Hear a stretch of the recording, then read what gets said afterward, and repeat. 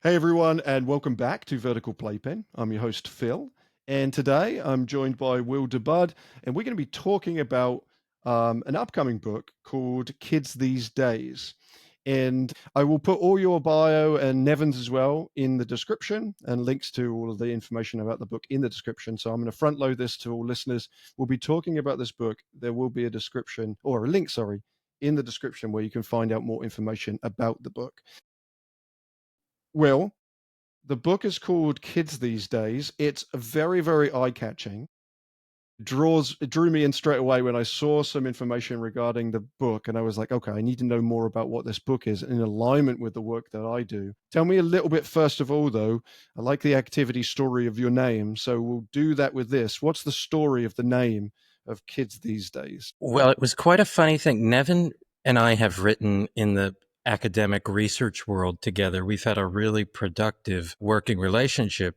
And a few years ago, Nevin said to me, I'd really like to write about youth mental health more broadly outside of our work as adventure therapy practitioners. And I thought, I don't know what the angle is here, that I couldn't picture the book. And Nevin actually just made a shared Dropbox file and called it Kids These Days. And I thought that was funny. And what I started doing was actually looking into how long have people been complaining about kids these days. Now, the one relevant to our work is Kurt Hahn famously has this saying, as a co-founder of Outward Bound, about the declines of modern youth. Well, I think that was said in the mid 1900s. But we could go back to Socrates in about 620 BC, something like that, saying kids are lazy, they're self-absorbed, they lack respect for, um, when we started playing on that and then looking at mental health trends, what we see is the more labels we get for how to define what children are experiencing, the more we use them. And Say No More, and I've listened to many episodes of your podcast, in Lighthouse Parenting episode with Kenneth Ginsburg, when you're all talking about the phones, it's really tempting as not only parents or researchers to dive into maybe the whole generation really is anxious. And then you start thinking, is that actually going to lead us to help with anything? So what was really fascinating for us is we started with kind of a really silly idea, and it really took off in our field when we think about adventure and taking risks on our adventures, whether that's emotional or, you know, climbing something really tall. We start thinking, how do we mitigate risk to protect the kids these days? They're not going to be able to handle this risk. And then we create an ideology of overprotection. And we've seen this over the last 40 years from things like, I better label your coffee cup as having a warning sign just in case you forgot that you ordered a hot drink.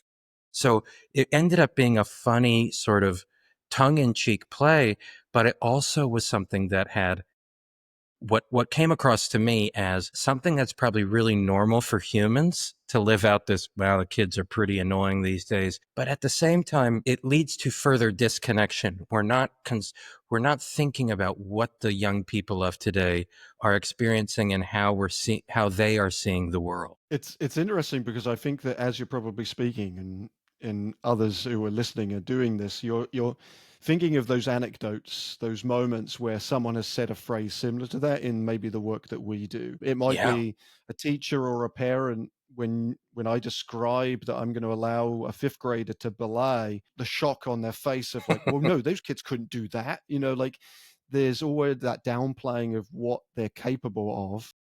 Um, and it strikes me that like it's something that it's either been something that's growing, this feeling of that the youth, the kids of today are unable to do certain things. But what I tend to find is that they're able to do things that we aren't able to do, maybe if the generation's tired of them, especially when it comes to social conversations or political conversations or sex, drugs, alcohol, a lot of those kind of components that actually we weren't brought up talking about freely, maybe.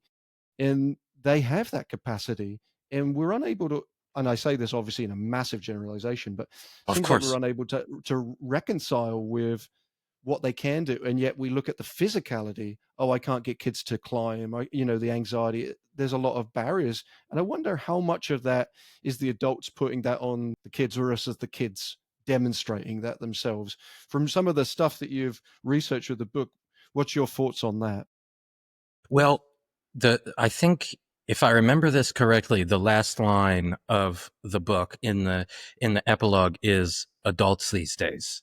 And so it is our own view of what's going on.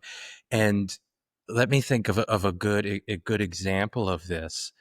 Well, give me one second here. Yeah, it's okay. So a good example is we can't get kids off the phones.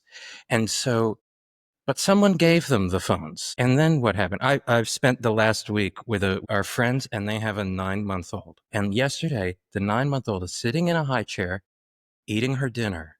And all I did was slowly try to put on a baseball game in the background. And I'm not even a baseball fan. I just thought that's on TV. And I turned it on, and her head just immediately looked back and just found the TV. I couldn't believe it. And so there's something really interesting when we talk about we need phone free schools.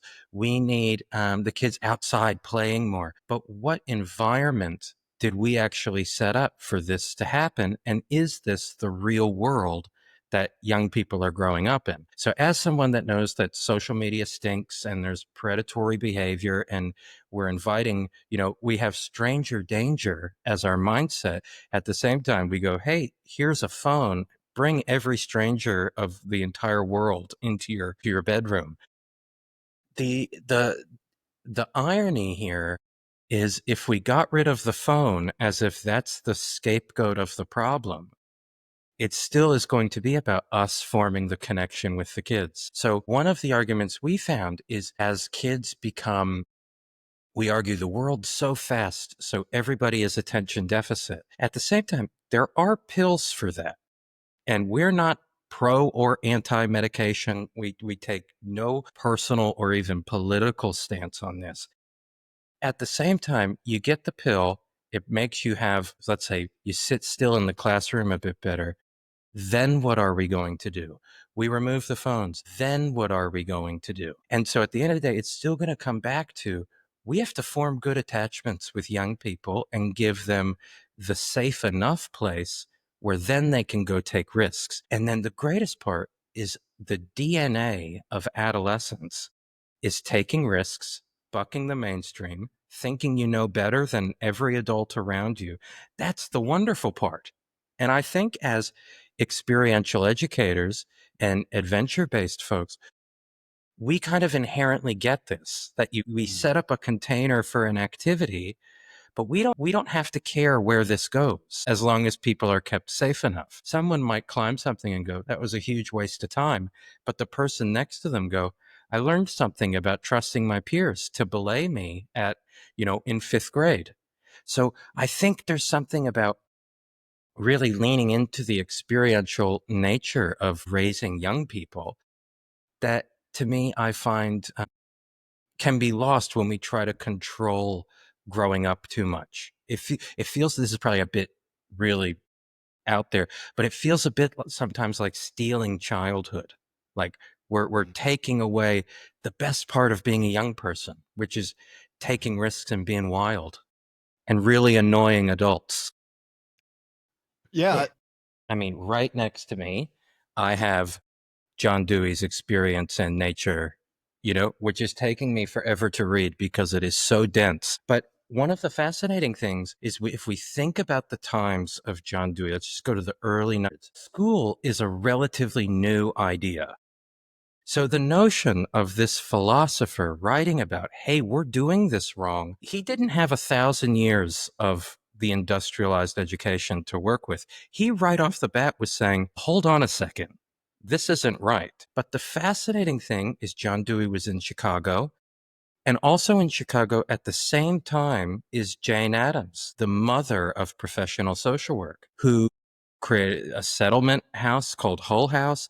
And she ran a summer camp for children with the goal to end racism, to get Black people, white people, get them together. And the historical context of this from the American perspective is the Civil War was still only a fresh thing that ended. So I think experiential education and the way these people were thinking is so really, it's so progressive in what it was doing things together.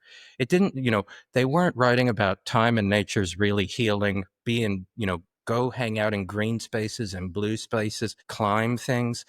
They, I think, really viewed this as this is the mammalian human way to raise children.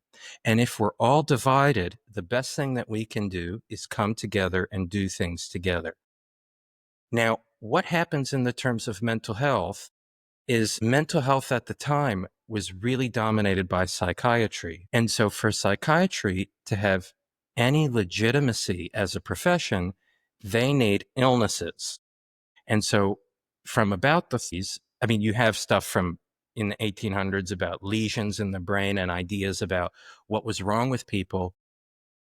But really from the we start really labeling people, and then you get the diagnostic, uh, the diagnostic manuals. And what you end up getting is a book that tends to only grow with new ways to categorize and classify people. And I think when I look at I grew up in Washington, D.C., so politics is all around me all the time. If I watch the news and I think about, well, that's a red person, or that's a blue person, or that's a this person, I kind of think, why don't we all go camping together and realize that we're all just experiencing the world a little different, and we'll probably really find some common ground on things. But I think the natural thing that happened, and I look at outdoor education literature and psychotherapy literature very similar, everything turned into techniques. If you do a trust fall, people learn trust. If you do a mindfulness activity, everybody becomes mindful, where all the context of what we're doing together is thrown out the window. That, I think, would make John Dewey roll over in his grave about what, how we've kind of created this techno-rational framework. It creates a Disneyfication of the experiences that we're hoping to facilitate. But I 100% agree with you that it's worrying to let go of the reins when the way we're taught is to control the experience. But I think it's liberating at the same time to know no young person is going to experience your work, your facilitation, the way that you really want them to. So they're going to see, I thought Will was a bit of a jerk today. And I'm sitting there going, I was really kind today. So you can't, but that's a wonderful thing if you've created an environment where the young person can tell you, I didn't really like that. You can still facilitate a sense of mastery through someone saying, no, I don't want to do this. And you go, tell me what it felt like to say no to an adult. And then you've created something that they can keep processing and learning from that reflection on the experience. So I think there's something deeply democratic about experiential education, which I agree that if we have rules set in place and a really crowded curriculum would really scare us. At the same time, I think it's better for the kids to give them emotional playgrounds where they can play out these ideas. 1977, psychotherapy published the very first meta-analysis ever. So psychotherapy, which were not known for the most robust research, created one of the most robust statistical methods. At the time, people were arguing that psychotherapy, in fact, not only did not work, it was harmful, which basically means us sitting and talking is dangerous, which is, of course, ridiculous. So they took all of these meta-analysis being the study of studies. They took 375 clinical trials. These researchers put all the data together and they came out with, actually, therapy is remarkably more effective than most medical interventions. The average person who receives psychotherapy of these 375 big studies, the average person was better off than 80% of people in no treatment control groups. It was a huge win. It put to bed the rest of, that this stuff doesn't work. But the researchers found something fascinating. They could not find that one therapeutic model, one type of therapy was better than anything else. But look at the field of psychotherapy. There was about 60 types of therapies at that time. Today, we have over 1,000. Take my profession, my outdoor therapy world, adventure therapy, adventure-based counseling, wilderness therapy, outdoor behavioral health care, nature-based. We've created more things. Here's the terrifying part. Since those days where we had 60 therapies in the 70s and 1,000 today, not 1% improvement in outcomes. So what do we keep creating? We keep creating new techniques. New techniques make us, the worker, feel very secure and confident in what we're delivering. That's a good thing. At the same time, if our eyes are not on what the person with the most at stake, the person receiving the care or the person supposedly supposed to be receiving the education, if our eyes are not on what they're experiencing, all we're doing is creating more techniques, more new ideas, and they sound new and good. And they sound like, you know, times change. And so, like, when we talk about trauma informed care, really important at the same time, has all of us being trauma informed for 20 years made a big difference in what youth experience? I don't think so. So we have to still be thinking, what is that person thinking about this work? And so I think the experiential stuff that was going on more than 100 years ago is actually a really big clue, because they also were concerned about modern technology and advanced locomotion. And look at what we have today. Much more modern, much more advanced, but we're still not looking at the young people and going, what are you experiencing in this really complicated world? I'm sort of trying to relate this to my experience in growing up, but I remember when I was younger, well, let's go even before that. When my parents were younger, rock and roll Mm-hmm. music was the devil's music, and it was going to destroy the youth of today because that was what was Yeah. scary at the time. And then when I was growing up, it was video games and how video games were destroying the youth of today. Mm-hmm. We're obviously now just using AI or an example of that or social Exactly. media as a fit for some of that. And I think that what's happening in we talked about control before. I think if you think about the research and the techniques that are created, I think a little bit about that is trying to control the uncontrollable because I'm trying to rein in how do I make what is challenging, how do I make it easier for me and then but that's only my individual perception. Like I can Mm-hmm. frame my structure, my agenda, if it will, for my workshops a way that will make me feel better. But I can't transpose that to somebody else and expect them as a new educator to be equally as comfortable in that I am. So it becomes much harder. And it's almost like the answer to a lot of this is there's no answer, which is not what people want to hear, right? Like that there's, experience. And I think it was Colin Beard in one of the episodes. I think it's called "The Experience of Learning," and he just kind of reframed experiential learning for me. It's like rather than creating you learning from an experience, how do we actually create the best opportunity or best experience to maximize learning? And I think that Yeah. kind of slight reframe is what I experienced when I taught special ed was individual education plans but for the masses, that feels what we're able to do maybe in the adventure and experiential world is a little bit more leaning towards that than it is towards everyone learns the same way and this is the way they're going to learn the outcomes you're going to get from that. And we're seeing the outcomes of it in things like STEM education. We're seeing that the schools, there's less recess, more focus on STEM education, and all the outcomes of STEM education are deteriorating.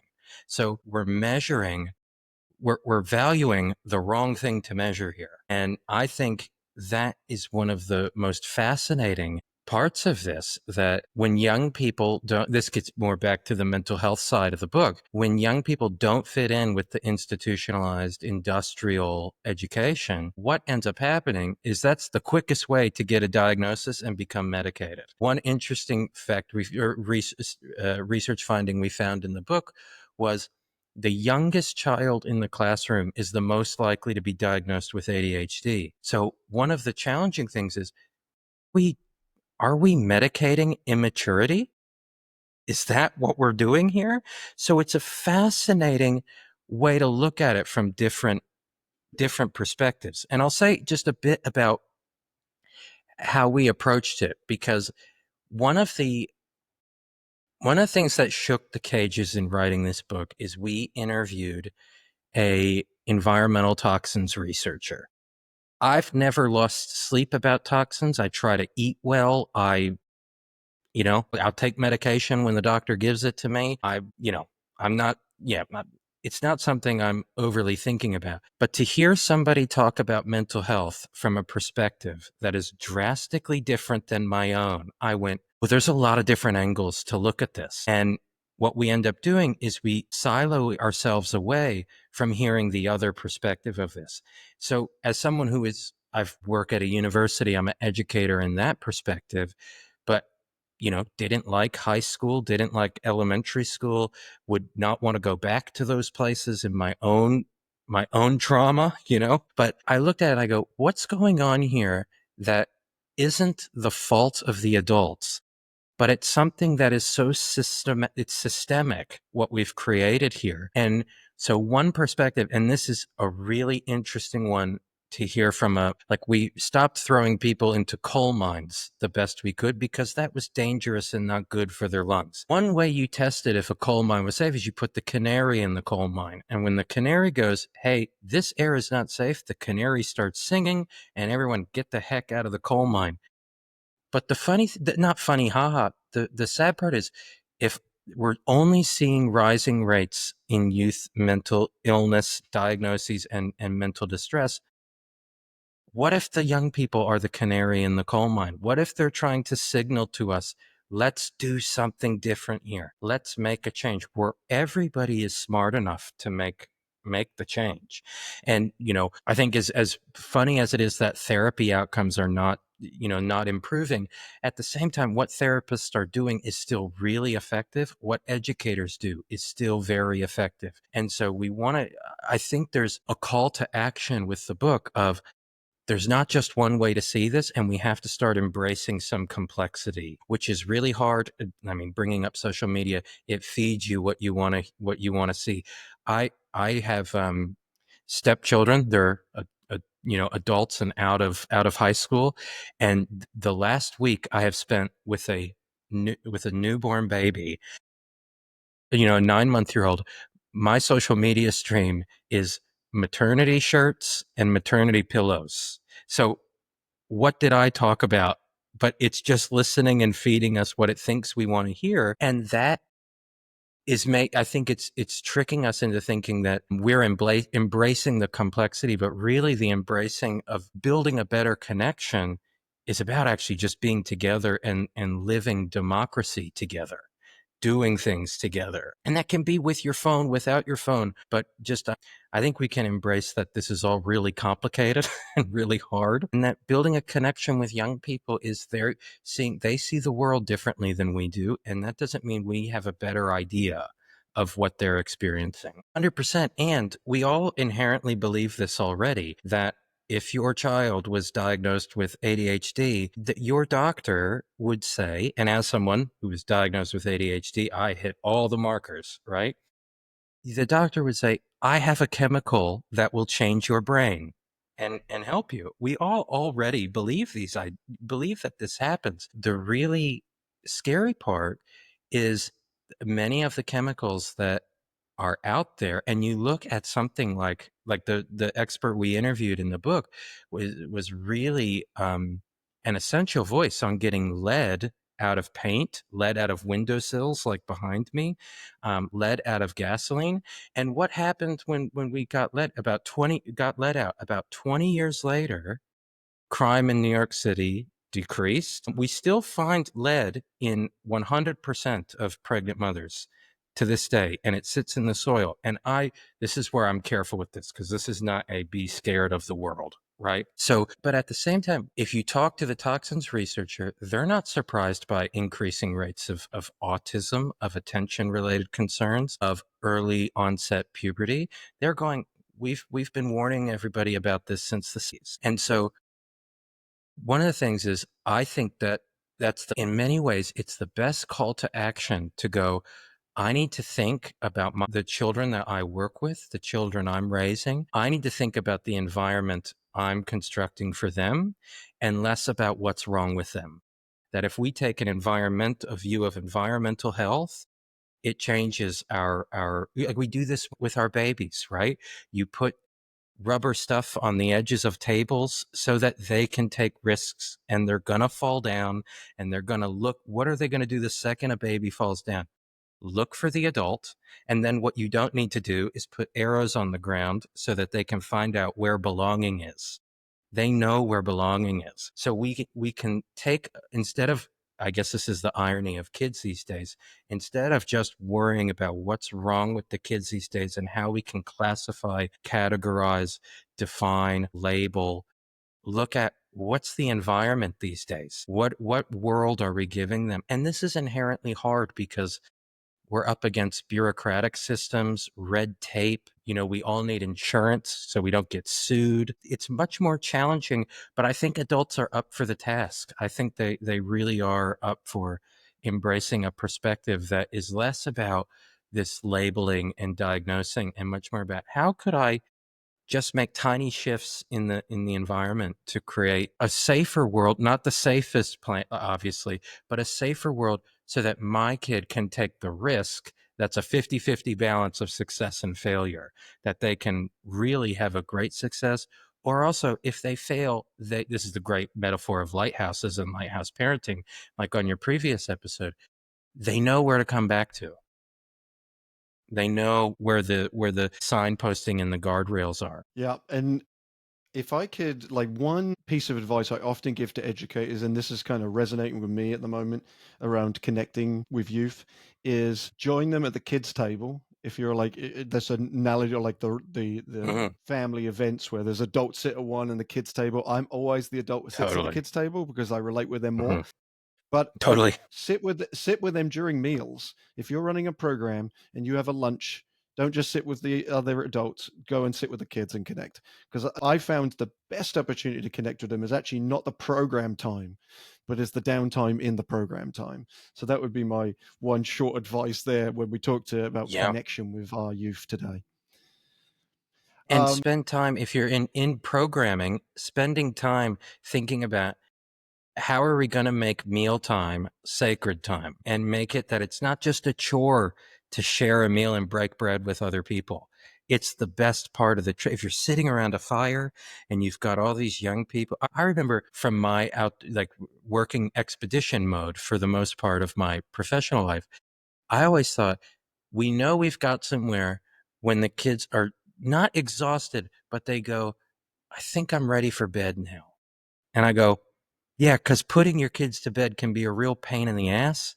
And if you've had a really good, meaningful day and they feel safe enough to go, hey, stranger that I just met 3 days ago, I'm ready to lie down. I go, we've actually created the space where they're feeling really safe to be around us.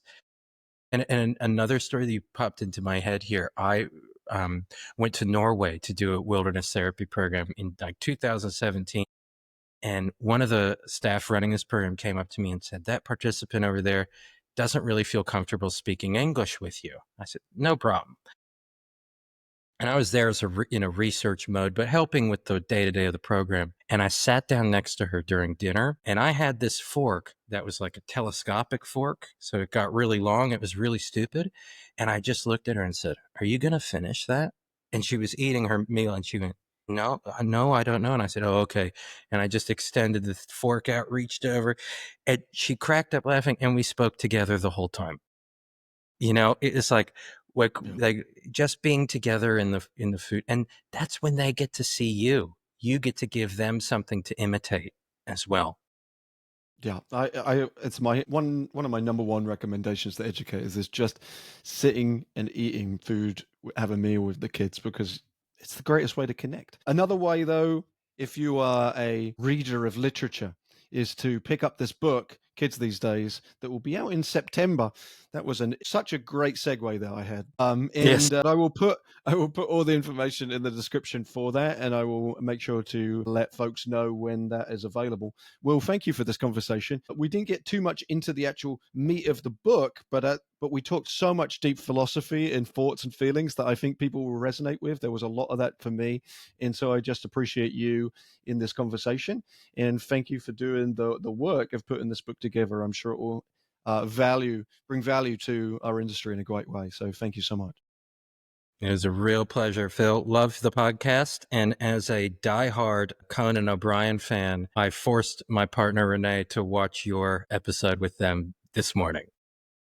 Well, thank you for that. It means a lot. It was a really cool experience to take part in, and I'm glad people appreciate it.